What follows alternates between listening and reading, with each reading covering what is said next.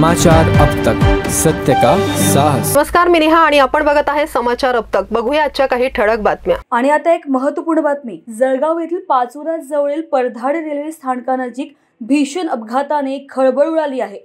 पुष्पक एक्सप्रेसने अचानक ब्रेक दाबल्याने चाकांच्या घर्षणामुळे धूर आल्याने आग लागल्याची अफवा पसरून पुष्पक एक्सप्रेसमधून प्रवासी रुळांवर उतरले असताना दुसऱ्या दिशेने आलेल्या कर्नाटक एक्सप्रेसने रेल्वे प्रवाशांना चिरडल्याने 7 ते 8 प्रवाशांचा मृत्यू झाल्याची माहिती जिल्हाधिकाऱ्यांनी दिली आहे।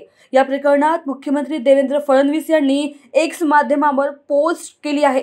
जळगाव जिल्ह्यातील पाचोरा नजीक एका अत्यंत दुर्दैवी घटनेत काही लोकांचा मृत्यू झाल्याची घटना अतिशय वेदनादायी आहे। मी त्यांना भावपूर्ण श्रद्धांजली अर्पण करतो। माझे सहकारी मंत्री गिरीश महाजन तसेच पोलीस अधीक्षक हे घटनास्थळी पोहोचले असून जिल्हाधिकारी काही वेळात तेथे पोहोचत आहेत। संपूर्ण जिल्हा प्रशासन रेल्वे प्रशासनाशी समन्वयाने काम करीत आहे। जखमींच्या उपचारासाठी तातडीने व्यवस्था करण्यात येत आहे। 8 रुग्णवाहिका रवाना करण्यात आल्या आहेत। सामान्य रुग्णालय तसेच नजीकच्या इतर खासगी रुग्णालयांना जखमींवर उपचारासाठी सज्ज ठेवण्यात आले आहे।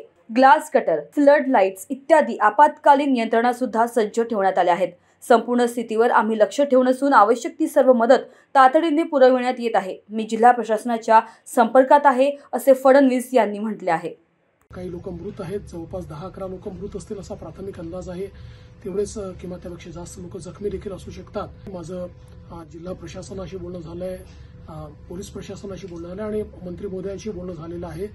ज्यांना जे त्या ठिकाणी मृत आहेत त्यांच्या कुटुंबाला 5 लाख रुपये मदत ही महाराष्ट्र सरकारच्या वतीनं आम्ही देणार आहोत आणि जे जखमी आहेत त्यांचा संपूर्ण उपचार हा वेगवेगळ्या हॉस्पिटल्समध्ये जिथे जिथे ते आहेत तो सगळा मोफत उपचार त्या ठिकाणी करण्यात येईल।